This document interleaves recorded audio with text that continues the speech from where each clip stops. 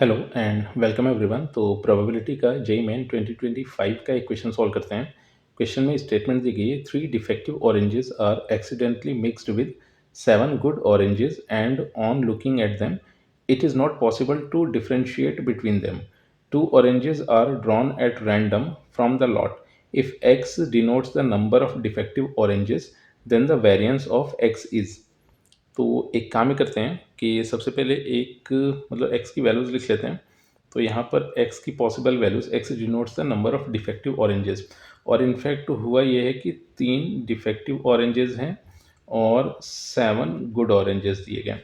तो अब देखो, डिफेक्टिव ऑरेंजेस या तो ज़ीरो मिल रहे होंगे, अगर हम 2 ऑरेंजेस उठा रहे हैं तो उनमें डिफेक्टिव ऑरेंजेस ज़ीरो मिल सकते हैं, एक मिल सकता है, या फिर 2 डिफेक्टिव ऑरेंजेस मिल सकते हैं। अच्छा, फिर नेक्स्ट इनके करस्पॉन्डिंग प्रोबेबिलिटीज़ को अगर लिख लिया जाए तो इनके करस्पॉन्डिंग प्रोबेबिलिटीज़ अपने को मिलेंगी। अगर 0 डिफेक्टिव ऑरेंजेस मिल रहे हैं, मतलब 2 ऑरेंज उठा रहे हैं, उसमें से 2 0 डिफेक्टिव ऑरेंजेस मिल रहे हैं, यानी कि सारे सारे अच्छे ऑरेंजेस मिल रहे होंगे अपने को। तो इसके रिस्पेक्ट में प्रोबेबिलिटी बनी 7C2 favourable number of cases and total number of cases हो गए 10C2। तो क्लासिकल डेफिनेशन से ये अपने को मिल गया। फर्दर अगर इसको सिंप्लीफाई करें तो रिजल्टेंट कुछ ऐसे बन रहा होगा, 7 × 6 डिवीजन में। अच्छा, अब होगा ये कि देखो, न्यूमरेटर के डिनोमिनेटर में 2 फैक्टोरियल आएगा, डिनोमिनेटर के डिनोमिनेटर में भी 2 फैक्टोरियल आएगा, तो वो तो कैंसिल हो जाएगा। फिर यहाँ पर अपने को मिला 10 × 9। तो इसको अगर सिंप्लीफाई करें तो 3 × 2 = 6 और 3 × 3 = 9। तो ये अपने को मिल गया 14/13। मतलब इसको अगर फर्दर सिंप्लीफाई किया जाए तो यहाँ से इसको लिखा जा सकता है 2 × 5 = 10। तो 7/15 अपने को मिल गया है। फिर फर्दर अगर एक डिफेक्टिव ऑरेंज अपने को मिल रहा है, मतलब दो हम लोगों ने ऑरेंज उठाए हैं जिसमें से अपने को एक डिफेक्टिव मिला और बाकी अच्छे ऑरेंजेस मिले हैं, तो इसके रिस्पेक्ट में जो प्रॉपर्टी मिलेगी that will be 7C1 × 3C1। ये हो गया favourable number of cases and total number of cases अपने पास आ गए 10C2, और ये 1 के रिस्पेक्ट में है। अब इसको अगर सिंप्लीफाई करके लिखा जाए तो इसकी वैल्यू अपने को मिल जाएगी। तो ये सबसे पहले हो गया 7, फिर मल्टीप्लिकेशन 3, और डिनोमिनेटर में मिल जाएगा 10 × 9, और इसके डिनोमिनेटर में 2 आएगा जो कि पलट के ऊपर पहुंचा। फिर फर्दर अगर इसको सिंप्लीफाई करें तो ये 3 × 1 = 3, 3 × 3 = 9 एंड 2 × 5 = 10। तो इसको सिंप्लीफाई किया जाए तो ये 7/15 आ गया। फिर लास्ट केस अगर देखा जाए तो अगर दो डिफेक्टिव ऑरेंजेस हैं, तो 2 डिफेक्टिव ऑरेंजेस है, 2 अपने को सिलेक्ट करने हैं, तो 3 डिफेक्टिव में से 2 डिफेक्टिव इस तरह से उठ गए। ये फेवरेबल नंबर ऑफ केसेस हो गए and total number of cases अपने को ये मिले। फर्दर इसको सिंप्लीफाई करें तो 3 × 2 और डिनोमिनेटर में 10 × 9। तो इसको सिंप्लीफाई किया जाए 3 × 1 = 3 और 3 × 3 = 9 एंड 2 × 5 = 10। तो ये सिंप्लीफाई होकर आ गया है 1/15। तो अब अपने को यहाँ पर वेरिएंस पता करना था। तो वेरिएंस इवेल्युएट करने के लिए एक्सपेक्टेशन के, मतलब एक्सपेक्टेशन के फॉर्म में अगर फॉर्मूला लिख लिया जाए तो अपने को वेरिएंस कुछ ऐसे मिल जाएगा। तो variance of x is equal to expected value of x square, और फिर माइनस ये expected value of x square, then expected value of x का होल स्क्वायर। तो अब इन एक्सप्रेशंस की वैल्यूज अपने को चाहिए। तो अब यहाँ से एक काम ही कर लेते हैं कि अगर expected value of x square इसको इवेलुएट किया जाए तो ये अपने को मिल गया।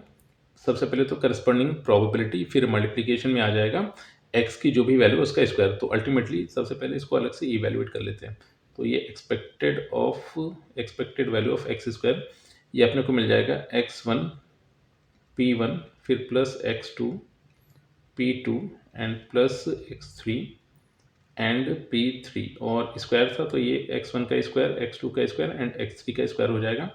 तो यहाँ पर x1 का स्क्वायर ये 0 था, इसके साथ में जो भी क्वांटिटी आएगी ये अल्टीमेटली 0 हो गया। फिर यहाँ पर 1 स्क्वायर एंड p1 की अगर वैल्यू देखी जाए तो वो इनफैक्ट p2 ये अपने को मिल रहा था 7/15। फिर नेक्स्ट 2 स्क्वायर और फिर p3 ये अपने को मिल रहा था 1/15। तो फर्दर इसको सिंप्लीफाई करके लिखिए तो ये बन गया 7/15 एंड प्लस 4/15। तो सिंपलेस्ट फॉर्म में ये अपने को मिल गया 11/15।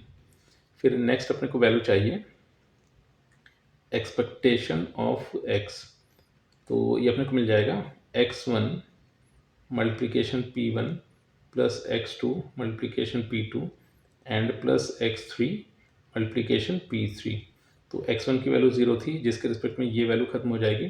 फिर x2 1 हो गया एंड p2 को देखें तो 7/15।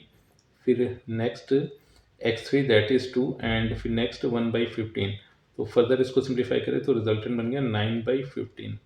तो अब यहाँ से वेरिएंस के फॉर्मूले में जैसे इन दोनों वैल्यूज़ को पुट किया गया तो जो रिक्वायर्ड वेरिएंस है वो अपने को कुछ ऐसे मिल जाएगा। वेरिएंस इज इक्वल टू, तो expected value of x square ये अपने को चाहिए था जो कि मिल रहा था 11/15 और फिर minus expected value of x का होल स्क्वायर, तो ये मिल गया अपने पास 9/15 का होल स्क्वायर। तो फर्दर अगर इसको सिंप्लीफाई करके लिखा जाए तो यहाँ से रिजल्टेंट मिल रहा है 11/15 फिर -81/15 स्क्वायर।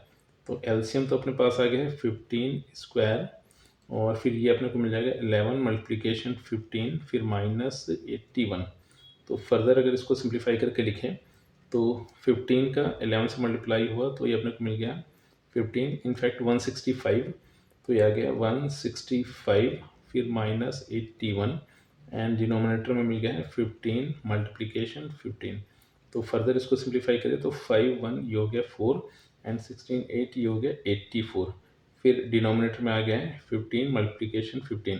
तो अगर 3 से इसको डिवाइड किया जाए तो 3 2 जा 6 और एंड 3 8 जा 24 एंड 3 5 जा 15। तो फिर फर्दर ये सिंप्लीफाई नहीं हो सकता था, तो यहाँ से जो फाइनल आंसर मिल रहा है दैट इज़ 28/75 एंड यही इस क्वेश्चन का फाइनल आंसर है।